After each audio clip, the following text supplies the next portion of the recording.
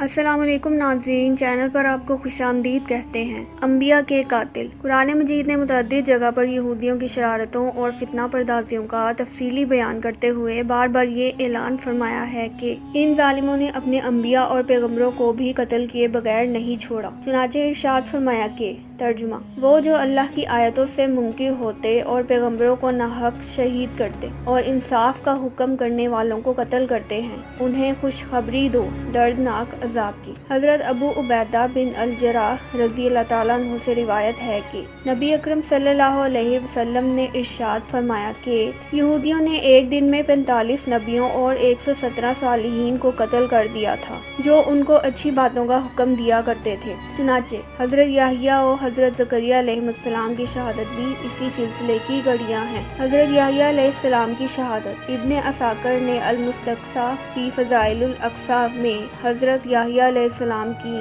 شہادت کا واقعہ اس طرح تحریر فرمایا ہے کہ دمشق کے بادشاہ حداد بن حداد نے اپنی بیوی کو 3 طلاقیں دے دی تھیں۔ پھر وہ چاہتا تھا کہ بغیر حلالہ اس کو واپس کر کے اپنی بیوی بنا لے۔ اس نے حضرت یحییٰ علیہ السلام سے فتویٰ طلب کیا تو آپ نے فرمایا کہ وہ اب تم پر حرام ہو چکی ہے۔ اس کی بیوی کو یہ بات سخت ناگوار گزری اور وہ حضرت یحییٰ علیہ السلام کے قتل کے در پر ہو گئی۔ چنانچہ اس نے بادشاہ کو مجبور کر کے قتل کی اجازت حاصل کر لی، اور جب کہ وہ مسجد جبرون میں نماز پڑھ رہے تھے، بحالت سجدہ ان کو قتل کرا دیا اور ایک تشت میں ان کا سر مبارک اپنے سامنے منگوایا، مگر کٹا ہوا سر اس حالت میں بھی یہی کہتا رہا کہ تو بغیر حلالہ کرائے بادشاہ کے لیے حلال نہیں، اور اسی حالت میں اس پر خدا کا یہ عذاب نازل ہو گیا۔ وہ عورت سر مبارک کے ساتھ زمین میں دھنس گئی۔ حضرت زکریا علیہ السلام کا مقتل۔ یہودیوں نے جب حضرت یحییٰ علیہ السلام کو قتل کر دیا تو پھر ان کے والد ماجد حضرت زکریا علیہ السلام کی طرف یہ ظالم لوگ متوجہ ہوئے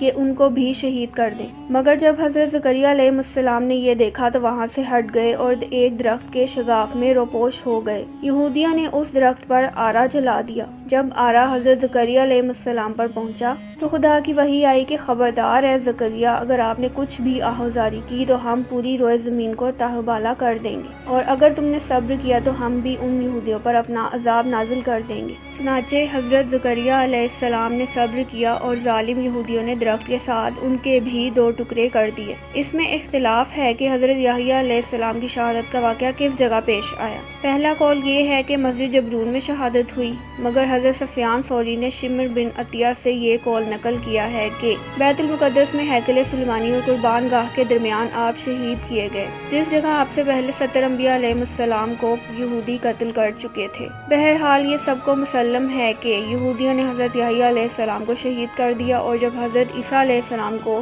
ان کی شہادت کا حال معلوم ہوا تو آپ نے علل اعلان اپنی دعوت حق کا آغاز شروع کر دیا، اور بالآخر یہودیوں نے آپ کے قتل کا بھی منصوبہ بنا لیا، بلکہ قتل کے لیے آپ کے مکان میں ایک یہودی داخل بھی ہو گیا، مگر اللہ تعالیٰ نے آپ کو ایک بدلی بھیج کر آسمان پر اٹھا لیا، جس کا مفصل واقعہ ہماری کتاب عجائب القرآن میں مذکور ہے۔ درس ہدایت۔ حضرت یحییٰ اور حضرت زکریا علیہ السلام کی شہادت کے واقعات اور حالات سے اگرچہ حقیقت میں نگاہیں بہت سے نتائج حاصل کر سکتی ہیں، تاہم چند باتیں خصوصی طور پر قابل توجہ ہیں۔ نمبر 1، دنیا میں ان یہودیوں سے زیادہ شکی القلب اور بدبخت کوئی اور نہیں ہو سکتا جو حضرات انبیاء علیہ السلام کا ناحق قتل کرتے تھے، حالانکہ یہ برگزیدہ اور مقدس ہستیاں نہ کسی کو ستاتی تھیں، نہ کسی کے مال و دولت پر ہار ڈالتی تھیں، بلکہ بغیر کسی اجرت و عوض کے لوگوں کی اصلاح کر کے انہیں فلاح و سعادت دارین کی عزتوں سے سرفراز کرتی تھیں۔ چنانچہ حضرت ابو عبیدہ صحابی رضی اللہ تعالیٰ عنہ نے حضور اقدس صلی اللہ علیہ وسلم سے دریافت کیا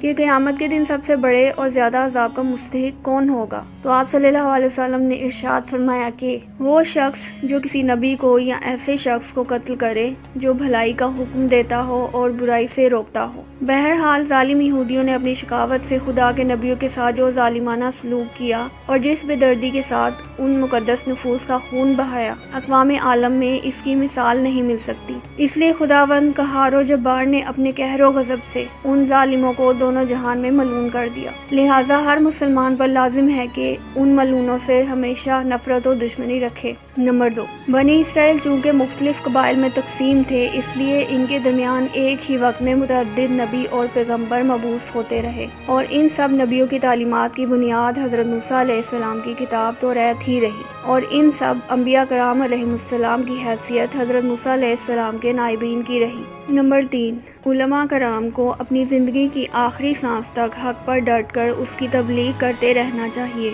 اور حق کے معاملے میں اپنی جان کی بھی پرواہ نہیں کرنی چاہیے۔ جیسا کہ آپ نے پڑھ لیا کہ سر کٹ جانے کے بعد بھی حضرت یحییٰ علیہ السلام کے کٹے ہوئے سر سے یہی آواز آتی رہی کہ 3 طلاقوں کے بعد بغیر حلالہ کرائے ہوئے عورت سے اس کا شوہر دوبارہ نکاح نہیں کر سکتا۔ واللہ تعالی عالم۔ ویڈیو کیسی لگی اپنی قیمتی رائے سے آگاہ کرنا مت بھولیے گا۔ ملتے ہیں اگلی ویڈیو کے ساتھ، تب تک کے لیے اپنا بہت خیال رکھیے گا۔ ویڈیو کو لائک کریں اور چینل کو سبسکرائب کریں اور بیل آئیکن کو پریس کر دیں۔ شکریہ۔